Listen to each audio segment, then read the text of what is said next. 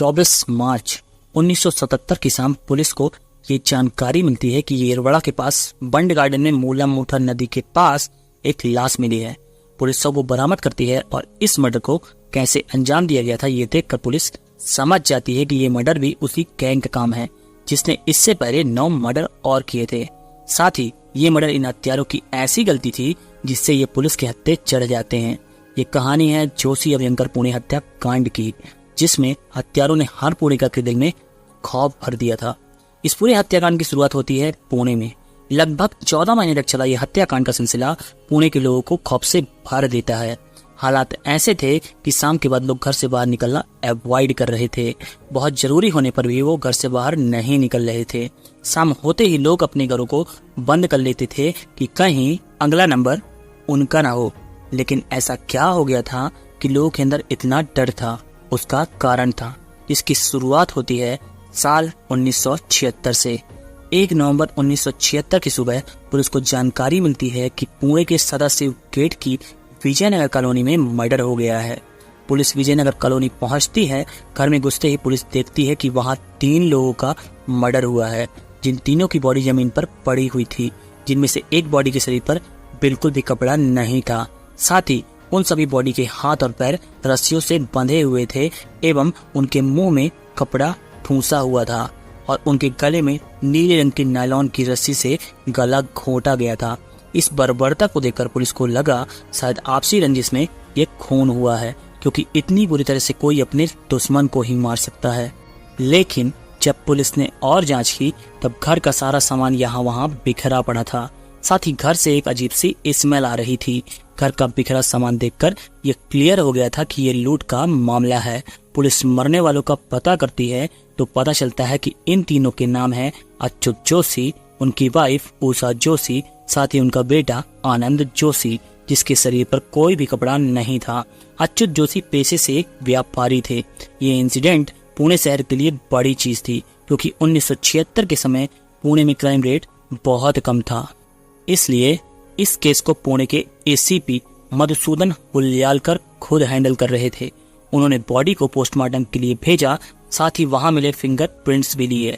अगले दिन ये खबर अखबारों में छपती है, जिसे जानकर पब्लिक में डर का माहौल बन जाता है, क्योंकि इससे पहले पुणे के लोगों में इतनी बर्बरता नहीं देखी थी। लोगों द्वारा पुलिस पर दबाव बनाया जाता है कि कातिल को जल्द से जल्द पकड़ा जाए। इधर पुलिस को वहां एविडेंस के तौर पर सिर्फ फिंगरप्रिंट मिले थे, लेकिन उनमें भी पुलिस को कोई क्लू नहीं मिला, क्योंकि वो सभी फिंगरप्रिंट घर के सदस्यों के ही थे। इससे पुलिस को ये क्लियर हो गया था कि ये कोई नौसिखिए नहीं है। इन्होंने इस रॉबरी को प्लान करके किया है, इसलिए उन्होंने ना ही कोई एविडेंस छोड़े, साथ ही फिंगरप्रिंट ना आए, इसलिए उन्होंने ग्लव्स का इस्तेमाल किया।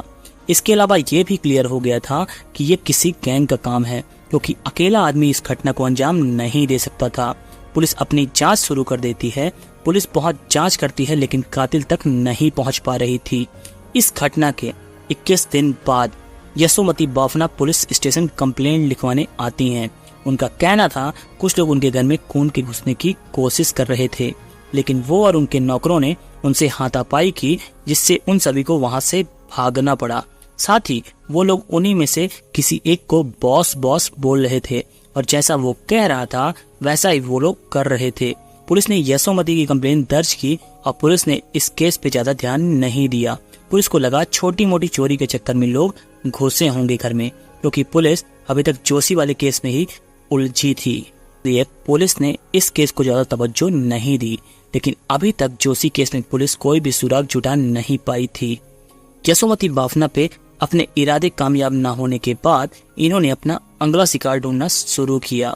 तभी जोशी हत्याकांड को अभी 1 महीने भी नहीं बीते थे और यहाँ 1 दिसंबर 1976 की रात पुलिस को खबर मिलती है कि भंडारकर रोड स्थित स्मृति भवन में मर्डर हो गया है। पुलिस घर पहुंचती है और देखने पर पता चलता है कि यहाँ 5 लोगों का मर्डर हो गया है। लेकिन पुलिस के लिए चौंकाने वाली बात यह थी कि यहाँ भी हत्याएं जोशी मर्डर की तरह ही की गई हैं। उन सभी के हाथ पैर रस्सियों से बंधे हुए थे, उनके मुंह में कपड़ा ठूंसा हुआ था और साथ ही उन सभी के गले में वही नीले रंग की नायलॉन की रस्सी पड़ी हुई थी। इसके अलावा यहाँ भी पूरे घर में एक अजीब सी स्मेल आ रही थी, जैसी जोशी फैमिली के घर पर आ रही थी। साथ ही घर का सामान भी अस्त व्यस्त पड़ा था। और यहाँ भी एक लाश के ऊपर कोई भी कपड़ा नहीं था। पुलिस समझ गई कि ये लूट का मामला है और ये उसी गैंग का काम है। मरने वालों की पहचान जो पुलिस ने बताई वो थी काशीनाथ शास्त्री अभयंकर, जो 88 वर्ष के थे और संस्कृत के विद्वान थे। दूसरी लाश उनकी भाई इंदिराबाई की थी। तीसरी लाश सक्कूबाई की थी जो उनकी मेड थी। चौथी लाश उनकी पोती जय की थी जिसके शरीर पर एक भी कपड़ा नहीं था। और पांचवी लाश धनंजय की थी जो उनका पोता था। लेकिन इससे पहले वाले जोशी हत्याकांड में भी आनंद जोशी के शरीर पर कोई भी कपड़ा नहीं था। लेकिन यहाँ अभयंकर फैमिली में जय के शरीर पर कोई कपड़ा नहीं था। पुलिस ने जब जांच के लिए बॉडी भेजी तो उन्हें पता चला कि जय के साथ रेप नहीं हुआ है। अब पुलिस को ये समझ नहीं आ रहा था कि ऐसा क्यों हो रहा है। पुलिस ये चीज बिल्कुल नहीं समझ पा रही थी। पुलिस का मानना था कि लूट करने के लिए ये लोग लोगों को मारते हैं, लेकिन फिर किसी एक व्यक्ति के कपड़े क्यों उतरवाते हैं, और वो भी जवान लोगों के साथ ही। जहां मर्डर होता है वहां इस अजीब सी स्मेल का आना। पुलिस एक बार फिर से अपनी जांच में लग जाती है, लेकिन पुलिस के हाथ कुछ नहीं लगता। इधर इस हत्या की खबर लगते ही लोगों का डर और ज्यादा बढ़ गया। लोगों ने शाम को घर से बाहर निकलना बंद कर दिया। शाम तक सभी लोग अपने घरों में पैक हो जाते थे। वो बस इसी डर में जी रहे थे कि कहीं अगला नंबर उनका ना हो। पुलिस पर से लोगों का विश्वास उठ गया था, इसलिए अपनी सुरक्षा के लिए वो खुद ही हथियार रखने लगे। इधर लोगों के बढ़ते डर को देख पुलिस ने अपनी पेट्रोलिंग और बढ़ा दी, लेकिन लोग अभी भी खुद को महफूज नहीं महसूस कर रहे थे। पुलिस ने लोगों के डर को कम करने के लिए पुणे में सीआरपीएफ से पेट्रोलिंग करवाई गई।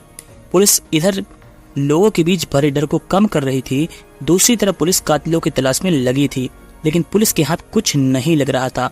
तभी इस अभयंकर फैमिली वाले कांड के लगभग 3.5 महीने बाद यानी 24 मार्च 1977 को पुलिस को खबर मिलती है कि येरवाड़ा के पास बंड गार्डन में मूलामुठा नदी के किनारे एक लाश मिली है। घटना की जानकारी मिलते ही पुलिस मूलामुठा नदी के पास पहुंचती है। पुलिस ने बॉडी को निकाला जो लोहे की सीढ़ी से बंधी हुई थी। इस केस को लीड कर रहे इंस्पेक्टर मानिकराव दमाने ने देखा कि बॉडी के गले में नीले रंग की नायलॉन की रस्सी है जिससे उसका गला घोटा गया है। पुलिस को अभी तक ये नॉर्मल मर्डर ही लग रहा था, लेकिन रस्सी में लगी नोट को देखते ही इंस्पेक्टर को शक हुआ कि कहीं ये उसी गैंग का काम तो नहीं है। लेकिन बाकी मर्डर्स में रस्सी में पड़ी हुई नोट की फोटो से जब इस नोट को मैच किया, ये नोट हूबहू पिछले दोनों फैमिली मर्डर्स में रस्सियों में पड़ी नोट से पूरी मैच हो रही थी। एक बार फिर इस गैंग ने एक मर्डर को अंजाम दे दिया था। उसकी जांच करने पर उसकी जेब से एक आईडी कार्ड मिला जिस पर लिखी हुई चीजें धुंधली पड़ गई थी, लेकिन अच्छे से देखने पर उस कार्ड में लिखा हुआ था अनिल गोखले, अभिनव कला महाविद्यालय।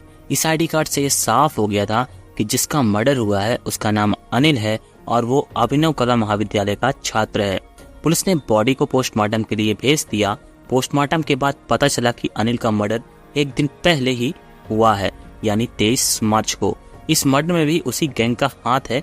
ये पता चलते ही एसीपी हुलियालकर अभिनव कला महाविद्यालय पहुंचते हैं और अनिल के बारे में पूछने लगते हैं। एसीपी मधुसूदन हुलियालकर का सभी छात्रों से सिर्फ एक सवाल था कि तुमने अनिल को आखिरी बार किसके साथ देखा था।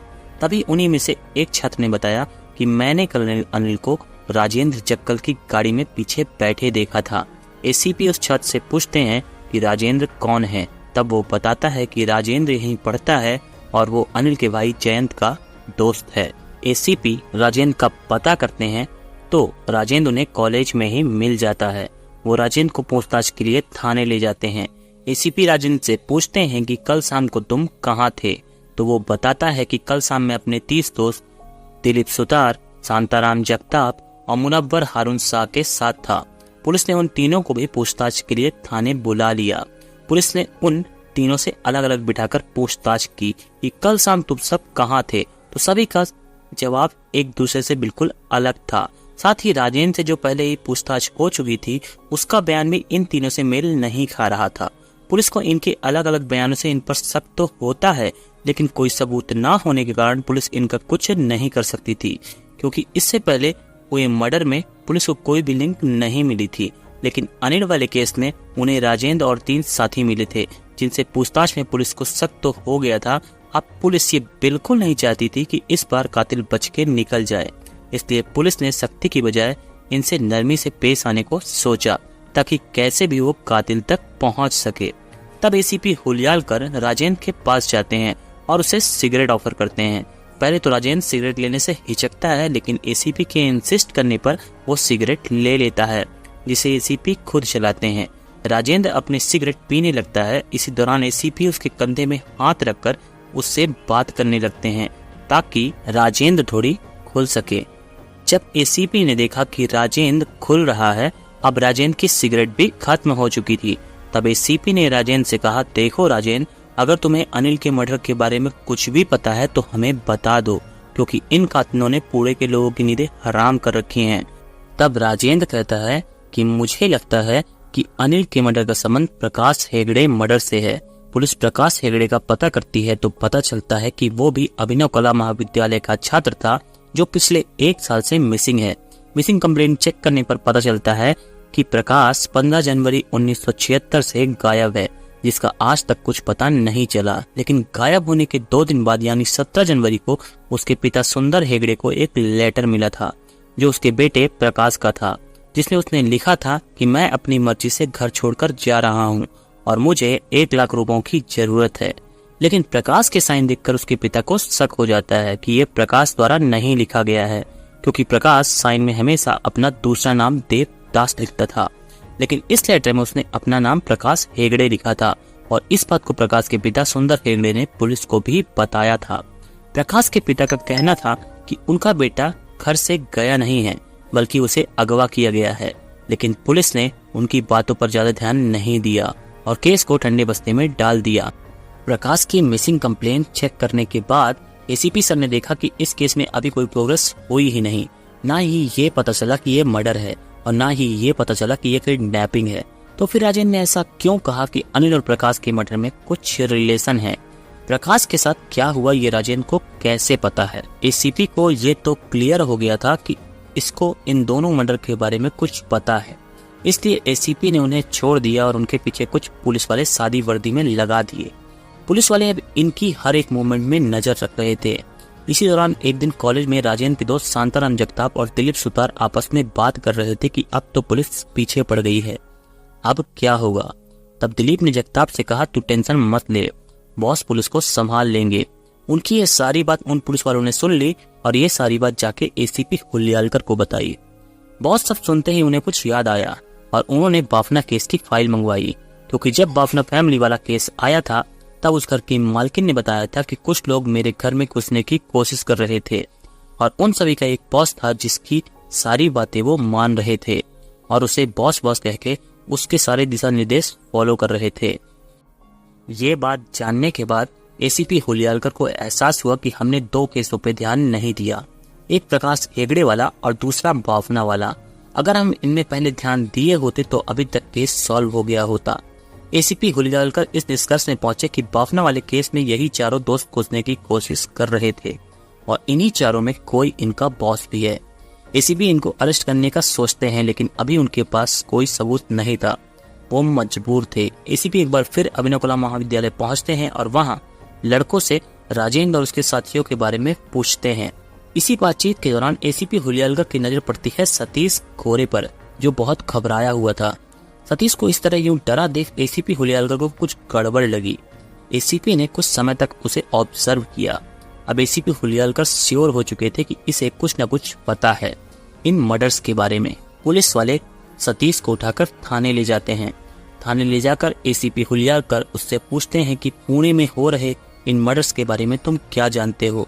तब सतीश कहता है ये सारे मर्डर राजेंद्र, जगताप, दिलीप और शाह ने किए हैं। एसीपी उससे पूछते हैं लेकिन तुम इतना श्योर होकर कैसे कह सकते हो कि ये सभी मर्डर इन्हीं ने किए हैं?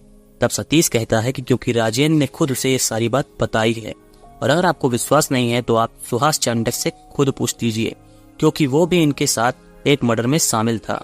सुहास चांडक जो कि अभिनव कला महाविद्यालय का स्टूडेंट था, उसको पुलिस उठा लेती है। थाने में लाकर एसीपी हुलियालकर उससे कहते हैं कि देखो सुहास, हमें पता है इन सारे मर्डर्स में उन चारों का हाथ है और इनमें से एक मर्डर में तुम भी शामिल थे। अगर तुम इन सब की सारी सच्चाई बता दोगे तो हम तुम्हें सरकारी गवाह बना देंगे और तुम जेल जाने से बच जाओगे, और अगर तुमने कुछ नहीं बताया तो पता तो हम कर ही लेंगे, लेकिन तुम जेल जाने के लिए तैयार रहना। अब फैसला तुम्हारे ऊपर है, तुम्हें क्या करना है। एसीपी की ये बात सुनने के बाद सुहास अपना जुर्म कबूल कर लेता है। साथ ही इन चारों के द्वारा किए गए मर्डर के बारे में भी बताता है। सुहास के दिए गए बयानों के बाद अब पुलिस के पास दो गवाह थे, एक सतीश और दूसरा सुहास, जो प्रत्यक्षदर्शी था, जिसने खुद मर्डर होते देखा था, क्योंकि एक मर्डर में वो भी इन चारों के साथ शामिल था। इन चारों से गुनाह कबूल करवाने के लिए इतना बहुत था। 30 मार्च 1970 को पुलिस इन चारों को उठा लेती है और थाने में पूछताछ शुरू कर देती है। शुरू में इन्हें लगा कि जैसे पहले पुलिस को पट्टी पढ़ा दी थी, वैसा ही इस पर भी ये करने की कोशिश कर रहे थे। ये बार बार पुलिस को गुमराह कर रहे थे, लेकिन जब पुलिस ने इन्हें सुहास और सतीश के बारे में बताया, सुहास और सतीश का नाम सुनने के बाद ये समझ गए कि अब पुलिस से कुछ छुपाया नहीं जा सकता। इसलिए इन्होंने सब कुछ बताना शुरू किया। इन सभी की जुर्म की दुनिया शुरू होती है अभिनव कला महाविद्यालय से, जो पुणे के तिलक रोड पर स्थित है। यहीं पर इस चारों दोस्त बनते हैं। वैसे कहने को तो ये यहाँ पर स्टूडेंट थे, लेकिन कॉलेज के सभी बच्चे इनकी हरकतों को बहुत अच्छे से जानते थे। इनका काम था शराब पीना, लड़कियां छेड़ना और आए दिन किसी न किसी से लड़ाई करना। अपनी अय्यासियों के लिए इन लोगों ने एक ठिकाना भी बनाया था, जो करवे रोड पर स्थित था, जहाँ ये सभी मजे से शराब पीते और पड़े रहते। ये चारों पक्के नशेड़ी थे। इन्हें शराब पीने की इतनी लत थी कि इन्हें रोज शराब चाहिए होती थी। और ये सभी तो कॉलेज के स्टूडेंट थे, तो इनके पास हिसाब भर के पैसे आते थे। और वैसे भी ये सभी लोअर मिडिल क्लास फैमिली से आते थे, और वो इनको हिसाब भरी पैसे दे सकते थे, क्योंकि उन्होंने इन्हें पढ़ने के लिए भेजा था। उन्हें क्या पता कि उनके बच्चे यहाँ पर क्या गुल खिला रहे थे। अब शराब तो इन्हें रोज चाहिए थी, इसलिए इन्होंने कॉलेज के बाहर खड़ी गाड़ियां चुरा के बेचना चालू किया, जिससे इनकी अय्यासियों का इंतजाम हो सके। बढ़ती चोरियों को देख स्टूडेंट भी सतर्क हो गए, इसलिए अब इनका चोरी करना मुश्किल होता जा रहा था। इसलिए अब इन लोगों ने प्लान किया कि अब ऐसा हाथ मारा जाए इसको लंबे समय तक हाथ ना मारना पड़े। इसके लिए ये शिकार की तलाश कर रहे थे। तभी इनके दिमाग में आता है प्रकाश हेगड़े, क्योंकि प्रकाश के पिता का एक रेस्टोरेंट था जो कॉलेज के जस्ट पीछे था।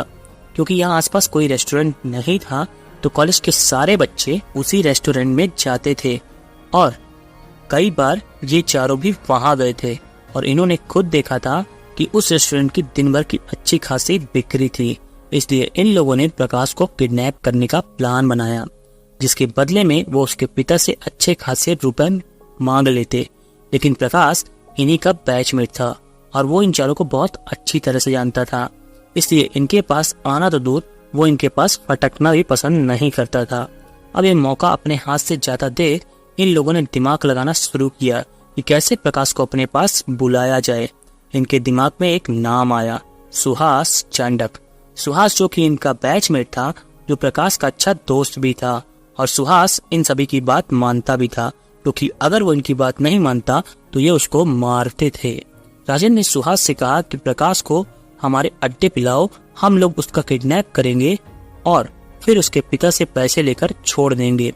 सुहास प्रकाश के पास पहुंचा और बिजनेस के सिलसिले में कुछ बात करने उसे अपने साथ लेकर चल दिया, और बात करते करते उसे करवे रोड स्थित इनके अड्डे पर ले आया, जहां इन चारों ने मिलकर प्रकाश को बहुत मारा।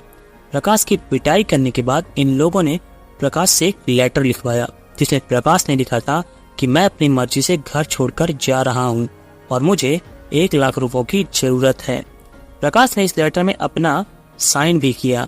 राजेंद्र और उसके साथियों ने प्रकाश को पूरे 1 दिन तक अपने अड्डे में बंधक बनाकर रखा। इसके अगले दिन यानी 16 जनवरी 1976 की शाम को ये पांचों यानी राजेंद्र, उसके 3 साथी और इनके साथ सुहास भी था, ये पांचों प्रकाश को लेकर पास ही के एक पेशवे तालाब जाते हैं, जो कॉलेज से कुछ ही दूरी पर था। वहीं इन चारों ने उसके मुंह पर कपड़ा ठूस दिया। इसके बाद राजेंद्र का साथी शांताराम जगताप एक नीले रंग की नायलॉन की रस्सी में एक गांठ बांधता है और सुहास के गले में फंसा के उसका गला घोटना शुरू कर देता है, और रस्सी से तब तक गला दबाता है जब तक वो मर नहीं जाता। ये सब देखकर सुहास घबरा जाता है, क्योंकि उसको लगा था कि सिर्फ किडनैप करेंगे और फिर पैसे मिलने पर ये उसे सुरक्षित छोड़ देंगे। लेकिन इन सभी की ये हरकत देख सुहास डर गया। फिर इन चारों ने उसकी बॉडी एक ड्रम में डाली और उसके ऊपर बड़े बड़े पत्थर डालकर उसकी बॉडी तालाब में डाल दी। इसके अगले दिन यानी 17 जनवरी को प्रकाश के द्वारा लिखे गए लेटर को ये लोग उसके घर पर फेंक जाते हैं। प्रकाश के पिता सुंदर हेगड़े लेटर को पढ़ते हैं। प्रकाश के पिता को प्रकाश के साइन देखकर शक हो जाता है। यह बात सुंदर हेगड़े ने पुलिस को भी बताई थी, लेकिन पुलिस ने इस पर कोई एक्शन नहीं लिया। अगर पुलिस ने ध्यान दिया होता तो पुलिस प्रकाश को तो नहीं बचा पाती, लेकिन पुणे में हुए इस नरसंहार को रोक पाती। इधर जिस बेटे प्रकाश को उसके पिता साल भर से ढूंढ रहे थे, उन्हें खबर ही नहीं थी कि उनसे कुछ दूरी पर उनका बेटा मरा पड़ा है। वो तो अभी भी इसी आस में थे कि प्रकाश जिंदा है, हो सकता है वो कहीं और हो। इधर इस वारदात को अंजाम देने के बाद ये सभी कोल्हापुर चले गए, जहां इन्होंने अपनी चोरियों को अंजाम देना शुरू किया, जिसमें से एक थी कासिद फैमिली, जिस घर में ये सभी लूट का प्लान कर रहे थे।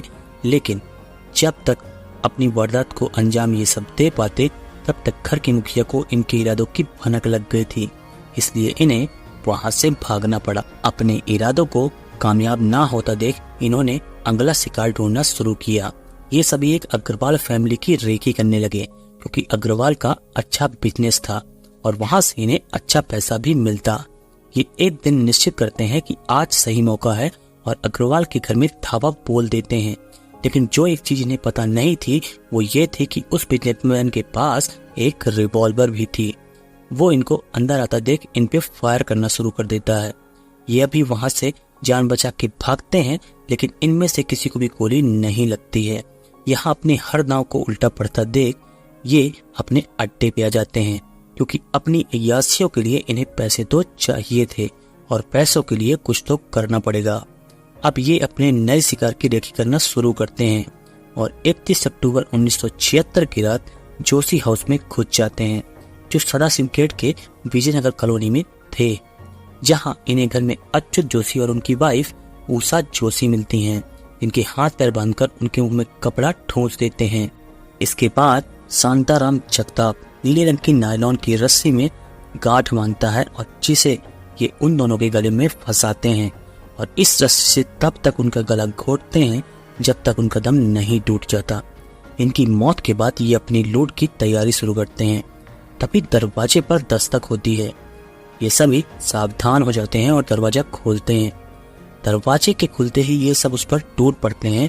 जिसको इन सब लोगों ने पकड़ रखा था वो था अच्युत जोशी का बेटा आनंद जोशी। आनंद को अपनी गिरफ्त में करने के बाद जब आनंद को ये सब खड़ा करते हैं तो आनंद अपने माता पिता को मरा देखकर डर जाता है।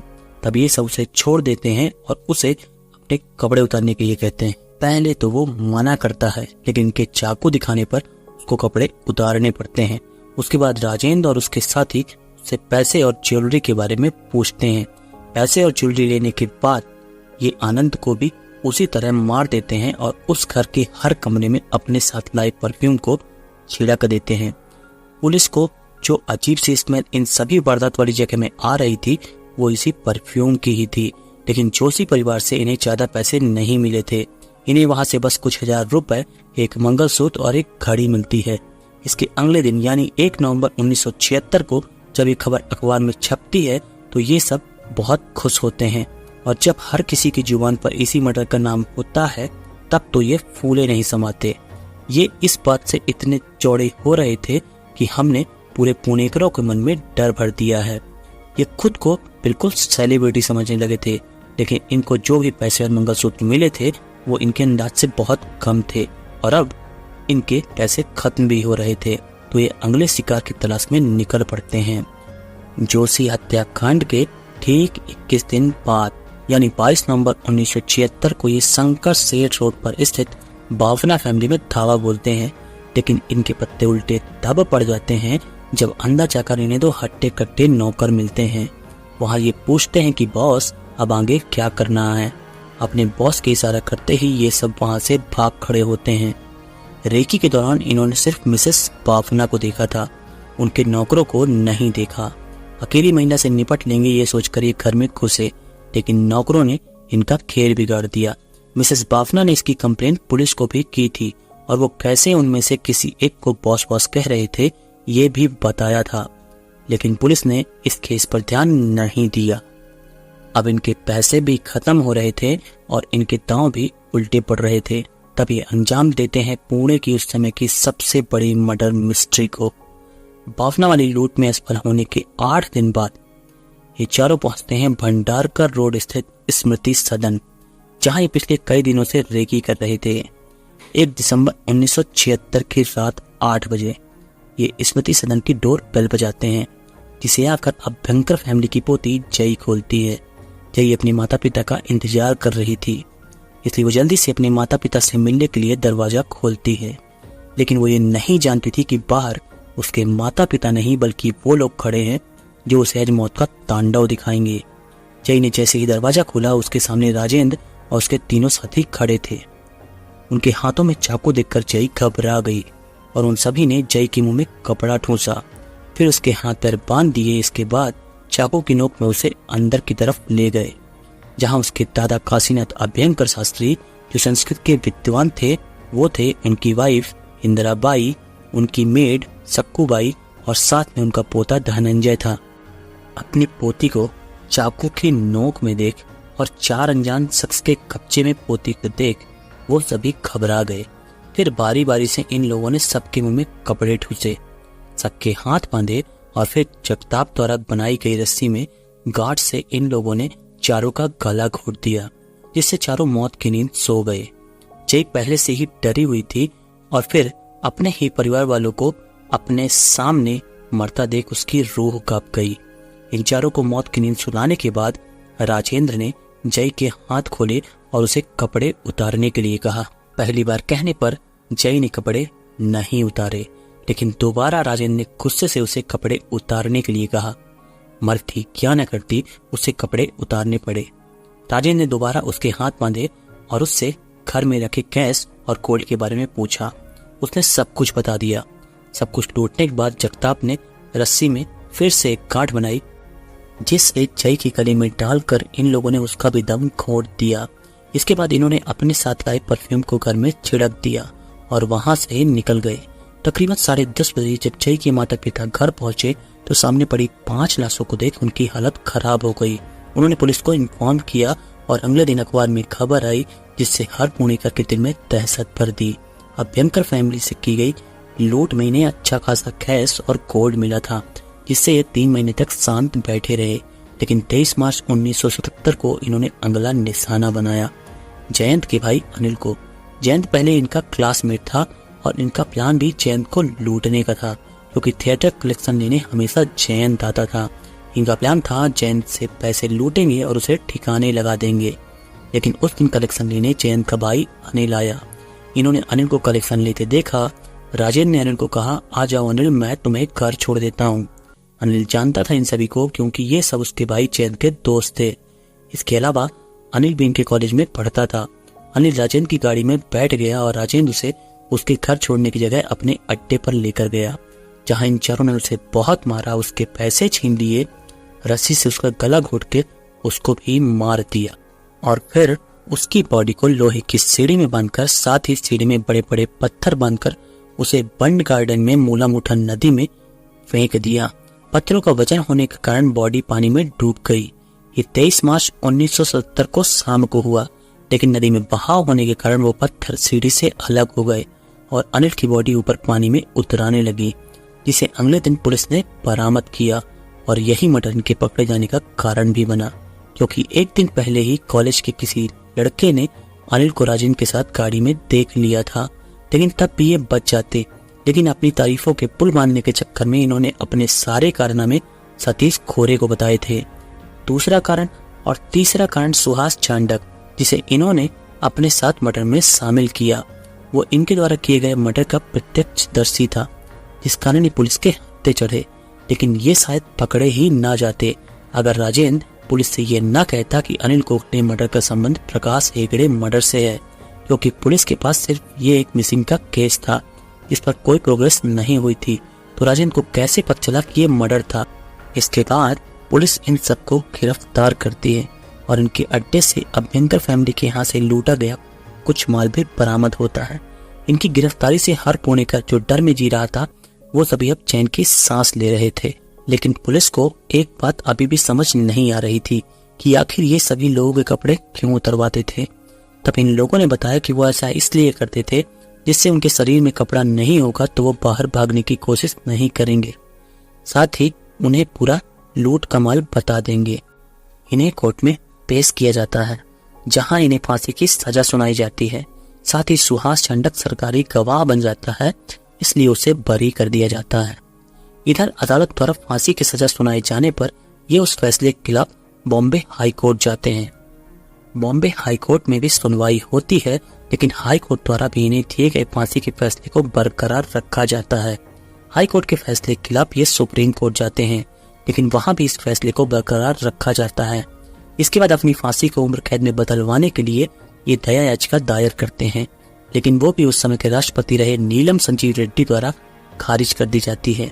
अपनी दया याचिका खारिज हो जाने पर ये रिव्यू पिटीशन दायर करते हैं, जिस पर लंबा समय लग रहा था। पुणे की जनता चाहती थी कि इन गुनहगारों को जल्दी से जल्दी सजा मिले। इसके लिए पुणे के 1000 नामी लोगों ने इनका रिव्यू पिटीशन जल्दी निपटा के इन्हें जल्दी फांसी देने की अपील की। इस लेटर में इन सभी ने अपने साइन भी किए। कोर्ट ने भी इनकी रिव्यू पिटीशन को खारिज कर दिया, क्योंकि अब ये चारों जानते थे कि इन्हें फांसी तो होनी ही है, लेकिन बस अब ये लोग ये कोशिश कर रहे थे कि कैसे इसे आगे बढ़ाया जाए। जब इनका कोई दांव नहीं चला तब इन लोगों ने कहा कि मौत के बाद हम अपने शरीर के अंग डोनेट करना चाहते हैं। ये जानते थे इसकी प्रोसेस में बहुत समय लगेगा, लेकिन इनकी इस मांग को ठुकरा दिया गया। इसके बाद इन लोगों ने कहा हमें कुछ किताबों को मराठी में ट्रांसलेट करना है, उसके लिए कुछ समय दिया जाए, लेकिन इस मांग को भी ठुकरा दिया गया। तब इन लोगों ने एक अजीब मांग रखी कि हमें फांसी की बजाय इलेक्ट्रिक चेयर में मौत दी जाए, क्योंकि इलेक्ट्रिक चेयर में एक झटके में मौत आ जाती है, वहीं फांसी में बहुत तड़पना पड़ता है। इन सभी को ये चीज पता नहीं थी कि ज्यादा दर्दनाक मौत फांसी हो सकती है या इलेक्ट्रिक चेयर में दी गई मौत, क्योंकि जो भी इसको फील करेगा वो बताने लायक बचेगा ही नहीं। अब जुडिशरी इस निर्णय में नहीं पहुंच पा रही थी कि ज्यादा तकलीफ किसमें होगी, और यही ये लोग चाहते थे कि ये बहस चलती रहे और हमारी फांसी टलती रहे।